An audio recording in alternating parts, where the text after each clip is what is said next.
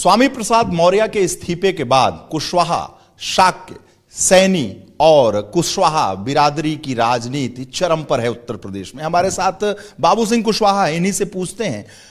स्वामी प्रसाद मौर्य कहते हैं कि पूरा समाज हमारे साथ है, मैं जिधर जाता हूं उनको मुख्यमंत्री बना देता हूं। नहीं, वो कह रहे होंगे, वो बड़े नेता हैं और बहुत पुराने नेता हैं, लेकिन ऐसा मुझे कम लगता है कि वो जहाँ जाते हों तो मुख्यमंत्री बन जाते हों। जैसे वो 96 में 96 में वो बीएसपी में आए, हम लोग बीएसपी में पहले थे। 95 में मायावती जी मुख्यमंत्री बन गई थी, उस समय वो नहीं थे। इत्तेफाक था कि वो बीएसपी में वो 14 में थे, नेता विरोधी दल थे और 14 में थे। 14 में पार्लियामेंट का चुनाव हुआ तो बीएसपी में तो नहीं ले रोक, वो सब चले गए भारतीय जनता पार्टी में। अगर 14 में बीएसपी में बकौल कुशवाहा, मौर्य, शाक्य, सैनी रहा होता तो उनको बीएसपी से थोड़ी हटना पड़ता। जीरो हो गई थी बीएसपी जीरो हो गई। और जब 12 में इलेक्शन हुआ पहले विधानसभा का, तो भी तो ये थे। बीएसपी की पहले सरकार थी, फिर 12 में बीएसपी के इलेक्शन हार गई। तो ये कह रहे हैं कि मैं जिधर जाता हूं मुख्यमंत्री बनता है, तो अखिलेश जी के यहाँ गए तो क्या मुख्यमंत्री बना देंगे? देखिए, नेता है, अपनी बातें कहता है, हर आदमी को अपनी बातें कहने का हक है। एक वो हैं, एक नेता और हैं जो कहते हैं कि मैं मुख्यमंत्री बनाता हूँ, मैं जिधर जाता हूँ उधर ही मुख्यमंत्री। कौन नेता है? अब उसको आप अच्छी तरह जानते हैं कि कौन ज़्यादा बोलता है, ओम प्रकाश राज कौन बोलता है। लेकिन मैं ऐसा जानता हूँ कि किसी व्यक्ति एक के बनाने से नहीं बनता। इस प्रदेश की महान जनता है, जिसको वो लायक करती है उसको वो चुनती है। ना तो मैं अकेले बना सकता हूँ, ना और कोई बना सकता है। इस देश की जो महान जनता है, प्रदेश की जो महान जनता है, जिसको वो लायक करती है उसको वो चुनती है। अच्छा, कुशवाहा, शाक्य, सैनी बिरादरी जो है मौर्य किसकी तरफ है? देखिए, जब मैं 16 में जेल से निकला और जेल से निकलने के बाद हमने जन अधिकार पार्टी बनाई, और जन अधिकार पार्टी बनाने के बाद चाहे वो मौर्य, कुशवाहा, शाक्य, सैनी हो या मोस्ट बैकवर्ड क्लास के लोग हों या अति दलित समाज के लोग हों, ये बहुतायत लोग, मैं ये कह सकता हूँ कि जन अधिकार पार्टी के साथ में। और आप अगर सर्वे करेंगे तो आपको ये जानकारी हो जाएगी कि वाकई में ये लोग जन अधिकार पार्टी के साथ हैं कि नहीं। अच्छा, कुशवाहा, शाक्य, सैनी, मौर्य बिरादरी के लोग जो हैं स्वामी प्रसाद मौर्य के साथ कितने हैं? बड़ा दावा करते हैं। देखिए, उनका दावा हो सकता है, दावा करने में थोड़ी किसी को मना है, कोई कितना भी दावा कर ले। लेकिन मैं इतना जानता हूं कि सारे लोग जन अधिकार पार्टी के साथ हैं। वो जन अधिकार पार्टी को बनाना चाहते हैं। जन अधिकार पार्टी गरीब की, कमजोर की, मजलूम की। जन अधिकार पार्टी कहाँ जा रही है? जन अधिकार पार्टी उत्तर प्रदेश में 22 का इलेक्शन लड़ रही है, पूरी मजबूती के साथ लड़ रही है और सभी सीटों पे लड़ेंगे। सभी सीटों पे? सभी सीटों। गठबंधन हो रहा है? कुछ हमारे जो छोटे संगठन हैं उनसे हमारी भाजपा से गठबंधन हो रहा है? देखिए, अभी भाजपा से गठबंधन के बारे में तो मेरी कोई चर्चा नहीं है। मेल मुलाकात तो सभी लोगों से होती है राजनीति में। जा सकते हैं भाजपा में, गठबंधन हो सकता है? नहीं, अब देखिए, अब तो मुझे लगता है कि सूची भी जारी हो गई है। आप इंतजार कर रहे थे? नहीं, मैं इंतजार नहीं कर रहा था, मैं अपनी तैयारी कर रहा था, सब कोई अपनी तैयारी कर रहा था। लेकिन अगर मुझसे कोई बात करता है तो मैं बात सबसे करता हूँ। लेकिन तो समाजवादी पार्टी में जाएंगे?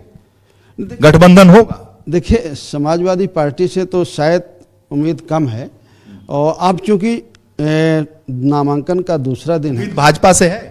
नहीं, उम्मीद अब किसी से नहीं है। उम्मीद हम अपने बल पर लड़ रहे हैं, जो हमारे साथ छोटे संगठन हैं। उनके दोनों गठबंधन में आप किसके नजदीक अपने को पाते हैं? देखिए, हम नजदीक उसके पाते हैं जो हमारे इस नारे के साथ है। जिसकी जितनी संख्या भारी उसकी उतनी हिस्सेदारी। जो हमारे इस नारे के साथ है, जो बेरोजगारी दूर करने की बात करे, महंगाई दूर करने की बात करे, तो कुल मिला के देखा जाए तो आप भाजपा से थोड़ा सा आप उम्मीद रखते हैं बनस्पत के अखिलेश? नहीं, मैं अगर बात करें भाजपा के नेता तो आप जा सकते हैं उनके साथ? नहीं, देखिए, मैं उम्मीद मैं किसी से नहीं करता हूं। जो गरीब की बात करे, किसान की बात, गरीब और किसान की बात, दलितों की बात, वंचितों की बात, शोषितों की बात, पिछड़ों की बात कोई ऐसा धरती पर नेता नहीं और खासकर उत्तर प्रदेश में और खासकर देश में न कर। देखिए अभी आप जिनकी चर्चा कर रहे थे वो माइक पे खूब बोले कि पिछड़े, दलित, अकलियत, SC ST किसी का हक सुरक्षित नहीं है। लेकिन 5 साल तो नहीं बोले ना। 5 साल में वो चुनाव के मौके पे बोल रहे हैं, 3 महीना बोलेंगे और जब चुनाव खत्म हो जाएगा तो वो फिर नहीं बोलेंगे। वो कहेंगे जनादेश था इसलिए मैं चुप था। तो ये ऐसे लोग सब लोग बोलते हैं, लेकिन करता है कि जो स्वामी प्रसाद मौर्य हैं, आचार संहिता लग गई उसके बाद सारे लोग याद आ गए उनको। ये सब लोग चुनाव के समय याद आते हैं 3 महीने, उसके बाद फिर नहीं बोलते, उसके बाद फिर 5 साल नहीं बोलेंगे और फिर जब चुनाव आएगा तो फिर बोलेंगे। और पहले जब पिछड़े का, दलित का, गरीब का, अकलियत का शोषण होता है तो पहले नहीं बोलते। इतनी बहन बेटियों के साथ रेप हुआ, बलात्कार हुआ, मार के फेंकी गई, तो ऐसा क्यों करते हैं? जब आचार संहिता लगता है तभी अम्बेडकर याद आते हैं।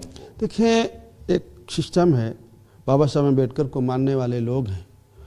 जब बाबा साहब अम्बेडकर का नाम लेते हैं तो कुछ लोगों की सिंपैथी हमसे जुड़ती है, तो हमको लगता है कि शायद वो लोग हमें लाइक करें और हमारे समर्थन में खड़े हो जाएं, हमारे कहने पे वोट दे दें।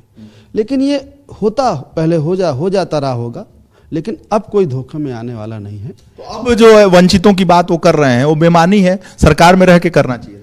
देखिए वहाँ करते तो शायद अच्छा होता, वहाँ करते तो शायद अच्छा होता। ये अपना उनका विषय है, मैं इस बारे अनुभूति बिटोरने के लिए ऐसा कर रहे हैं। जब आचार संहिता लग गई, मंत्रिमंडल से ढक्कन हो गए तब आचार संहिता लग गई।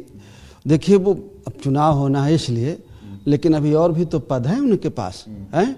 उन्हें नहीं पिछड़े दलित अकलियत का ध्यान आता, न उन्हें SC ST का ध्यान आता, उन्हें अकेले को ध्यान आया। तो ये बहुत सारी बातें हैं, अब ये बातें मैं कहना नहीं चाहता। संघमित्र मौर्य उनकी बेटी ही है, सांसद है। देखिए वो हमारी भी बेटी हैं और मौर्य जी हमारे भाई हैं, तो उनके बारे में मैं बहुत ज़्यादा कहना नहीं चाहता। नेता वो बड़े हैं, लेकिन सारा आपने कर दिया। हाँ नेता वो बड़े हैं, लेकिन मैंने आपको बता दिया कि वो 96 में BSP में आए थे, 95 में मायावती जी मुख्यमंत्री बनी थी, वो BSP में थे 12 में, उनके साथ रह करके मायावती जी चुनाव लड़ी और गारंटी नहीं है जहां वो रहेंगे वहां सरकार बनेगी। अब वो हार गई थी। और एक बात और बता दूं, 14 में वो BSP में थे, पार्लियामेंट का चुनाव था, अब वो BSP में थे। बदायूं से उनको बच्चे को एक टिकट मिला था BSP से, लेकिन सारे लोग उनके चले गए थे जिनका वो दावा करते हैं BJP में, और वो BSP में थे। कहाँ है ऐसा है?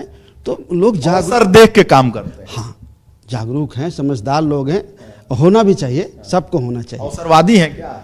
देखिए मैं अब ये बहुत सारी बातें आप मुझसे मत कहलाइए, वो मेरे बड़े भाई हैं, मैं बहुत सम्मान करता हूँ। और नहीं मैंने तो कहा था कि भाई ठीक है, सब लोग मिलके काम करते हैं। साफ साफ बोलिए। तो ठीक है। और ऐसी राजनीति से आप इत्तेफाक रखते हैं जो वो कर रहे हैं? देखिए इत्तेफाक मेरे अकेले रखने से फर्क नहीं पड़ता है। अगर इत्तेफाक समाज करता है, लोग करता है, वीकर सेक्शन करते हैं, ये उनके ऊपर है, समाज के लोगों के ऊपर है, वीकर सेक्शन के ऊपर है कि ऐसे लोगों को वो लाइक करते हैं या डिसलाइक। मौर्य को अब भाजपा से इस्तीफा दे देना चाहिए, अगर वो कह रही हैं कि उनके जो पिताजी हैं वो इस तरह से जब चले गए हैं, दलित, वंचित, शोषित, पिछड़ों का विरोध करने वाली पार्टी है, तो ऐसे में तो उनकी बेटी को भी नहीं रहना चाहिए ना भाजपा में? नहीं, बकौल मौर्य जी वो 5 साल का जनादेश है। हाँ वो जब 5 साल पूरा हो जाएगा, जब मौर्य जी इस बात को जानते हैं तभी वो बोलते हैं। अच्छा, तो मतलब 5 साल जैसे ही होने को होगा, 24 में चुनाव है लोकसभा का, तो 24 के इर्द गिर्द जब वहां लोकसभा का मामला होगा 2-3 दिन में, तो याद आ जाएगा। नहीं ठीक है, बड़े संघर्ष के बाद आदमी पार्लियामेंट में पहुंचता है, प्रदेश की जनता, क्षेत्र की जनता चुनती है, और जब तक के लिए चुना है तब तक रहना चाहिए। रहना चाहिए। ठीक है, धन्यवाद आपका। दारा सिंह जी भी तो आपके साथ रहे हैं, उनके जाने से क्या हो गया? दारा सिंह जी हम लोग साथ रहे हैं, बहुत अच्छे नेता हैं और वो गरीब की और पिछड़े की बात करते हैं। मेरी समझ से मैं जहाँ तक जानता हूँ वो दावा ऐसा नहीं कर रहे होंगे, वो संभल के बोल रहे होंगे, संभल के बातचीत कर रहे होंगे। लेकिन देखिए जो पिछड़े और दलित की उपेक्षा की बात करते हैं वो तो सही कह रहे हैं, वो गलत नहीं। BJP में रिजर्वेशन गया, महंगाई हुई, उपेक्षा हुई, उससे उनकी बात से मैं सहमत हूँ। शायद ये पहले कदम उठाया गया होता शायद इसका फायदा मिल जाता। बहुत बहुत धन्यवाद आप।